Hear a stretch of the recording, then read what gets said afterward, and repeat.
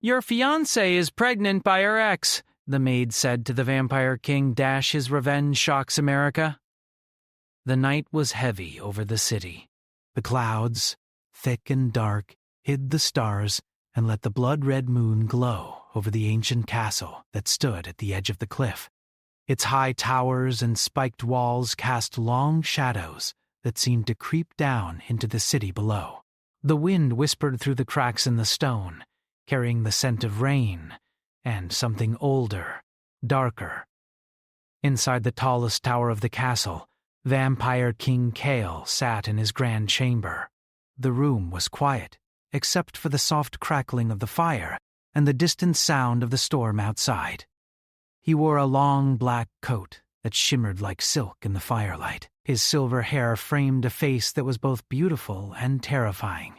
Kale's eyes, deep and dark, reflected centuries of wisdom, cruelty, and power. He ruled his kingdom with precision and fear, yet in the deepest parts of his heart, he had always carried a space reserved for love, though that space had never been filled completely, until Seraphine, his fiancée, had arrived at the castle months ago.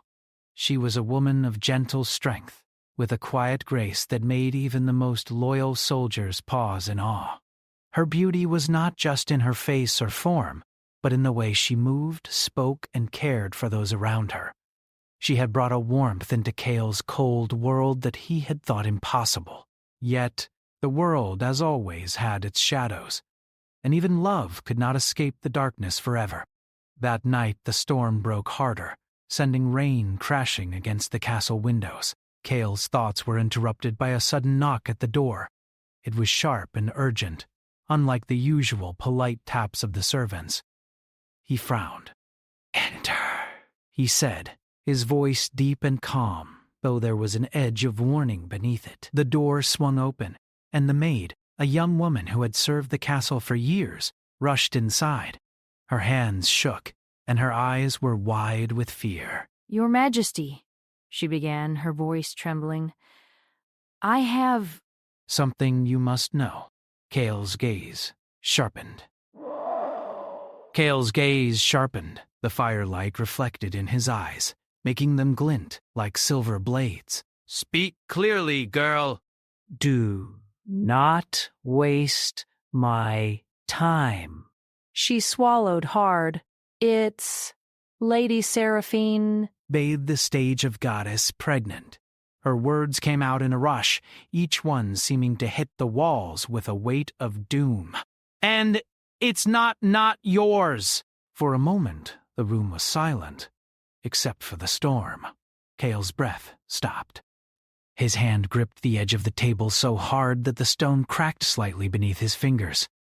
His mind froze, unable to believe what he had just heard. "Explain," he said slowly, each word like ice cutting through the air. The maid took a step back, fear written on every line of her face. "It's true, Your Majesty. She was with someone else before she promised herself to you. The child. It is his."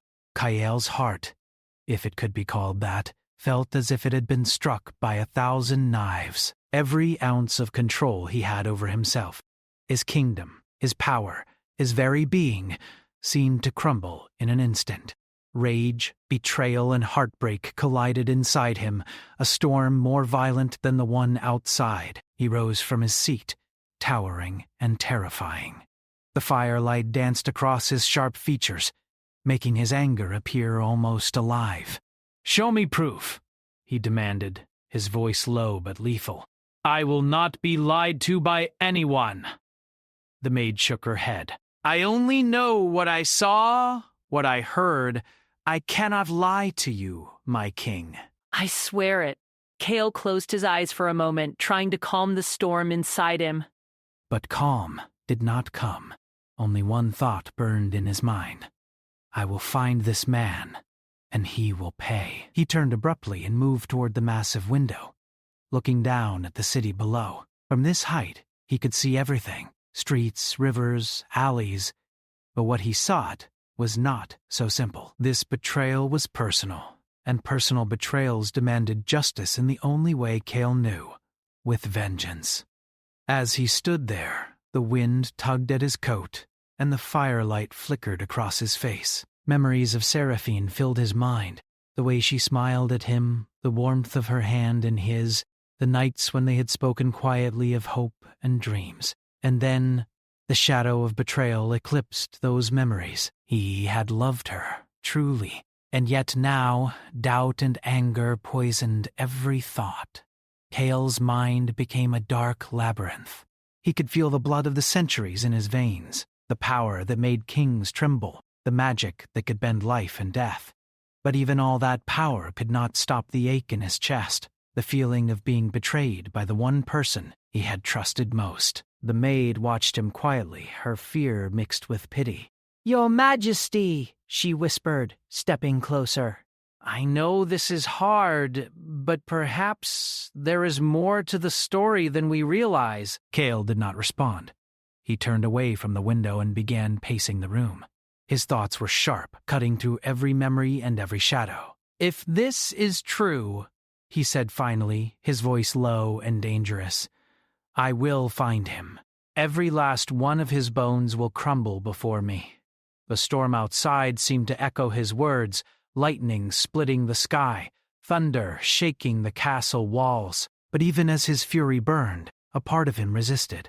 That part remembered why he loved Seraphine, why he had chosen her among all the world. It whispered in the corners of his mind, urging him to look deeper, to uncover the truth rather than act on rage alone. But rage was easier. Rage was simple.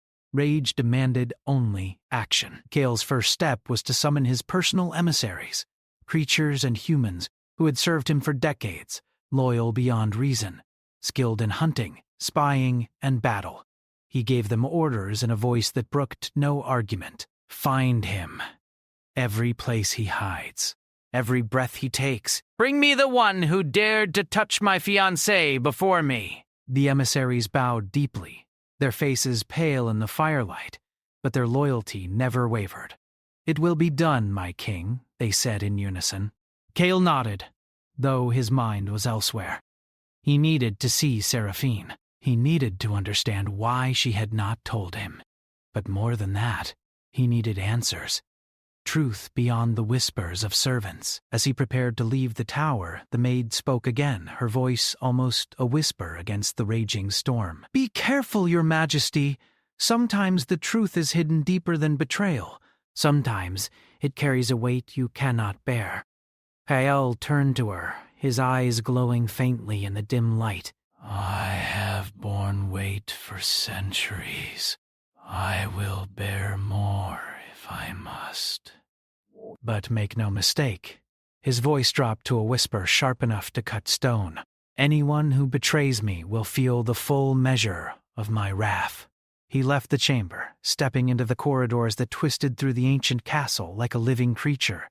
Shadows danced along the walls, and the storm outside rattled the windows as if echoing the turmoil within the king himself. Servants and guards bowed as he passed, sensing the danger in his aura.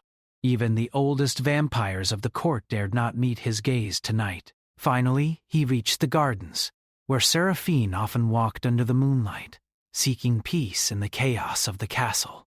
The rain had stopped, but the ground was slick and the air sharp with the scent of wet stone and earth. Cale's steps were silent, but every creature of the night seemed to sense his presence.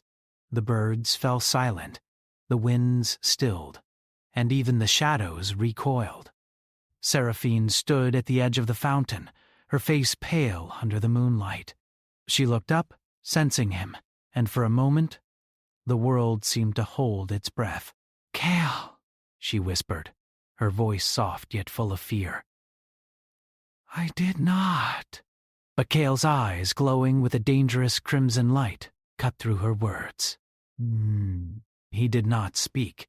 His presence was accusation enough, his silence a blade sharper than any sword. Seraphine's hand went to her stomach instinctively, a protective gesture. The truth of the maid's words hung between them, heavy and suffocating. Cale took a slow step closer, and the air seemed to thrum with his power. "Tell me," he said finally, voice low and deadly. Everything. Her eyes filled with tears. It's complicated. I was afraid you would not understand. But please believe me, Kale. I never wanted to hurt you. Kale's fists clenched at his sides, his jaw tight. Every word she spoke seemed to pull at something long buried in him, a longing he could not name, a grief he had tried to bury beneath centuries of strength and control. And yet, he could not forgive. Not yet. The wind picked up again, swirling around them, carrying the scent of rain, earth, and something older, something ancient and hungry. The castle seemed to hold its breath as the storm returned, matching the chaos in Kale's heart. For a long moment, neither spoke, and then Kale's voice, low and filled with a promise of storm and fire, cut through the night. Someone will pay, and when I find him, the world will know the price of touching what belongs to me. Seraphine flinched at the words, but there was something in his tone, something she did not understand, that told her this was more than just anger. It was fate, and fate, when it involved the vampire king, was never gentle. As Kale turned away, disappearing into the shadows of the castle, the maid watched silently from the window, her face pale and thoughtful. Somewhere in the city below, unseen and unknowing, the ex-lover's life was about to change forever, and in the storm above, the blood-red moon seemed to shine brighter, as if anticipating the chaos, the revenge, and the dark love story that was only just beginning. The storm had passed, but the city below was still cloaked in shadows. Rain dripped from the castle roofs, and the streets reflected the red moonlight in jagged, trembling patterns. Inside the castle, the air was heavy with tension. Every corridor, every hall seemed to echo Kael's rage, every whisper of wind carrying the weight of his anger. Kale, the vampire king, moved through the castle like a shadow given life.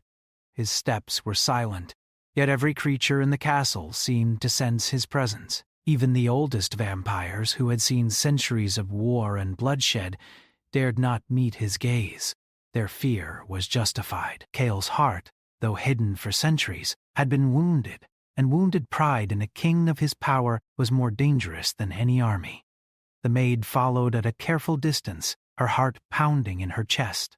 She had delivered the terrible news to Kale the previous night, and now she walked in silent worry, knowing the storm inside him had only begun.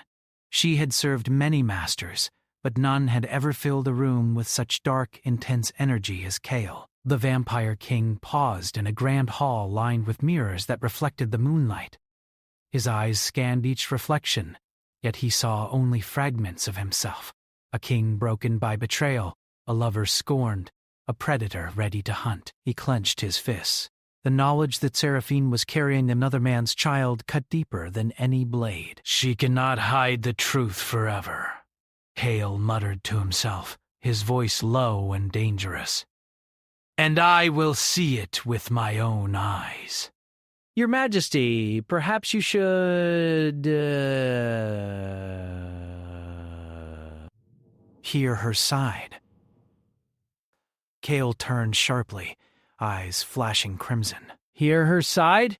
He said, voice like steel. I have already heard enough.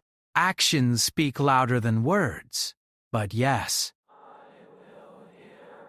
And then, I will decide who lives and who dies.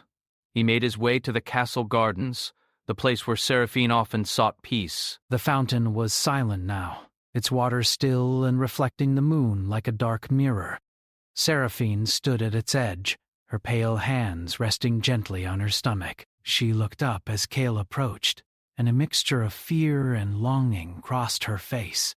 Kale, she whispered, her voice trembling. Please, let me explain. Kale's gaze did not soften. He stopped a few steps away, the space between them charged with tension. Explain? He repeated, each word a blade. Do you expect me to believe that the child you carry is not mine when your heart never spoke of honesty until it was too late? I Afraid. Afraid you would hate me, afraid you would leave me, but I never wanted to hurt you. I never stopped loving you. Kael's jaw tightened. He remembered the nights they had spent together, her laughter in the moonlight, the moments when her hand had fit perfectly into his. All of it was real. And yet, the betrayal lingered, shadowing every memory. The maid stepped quietly closer, hoping to mediate. But Kael raised a hand, stopping her.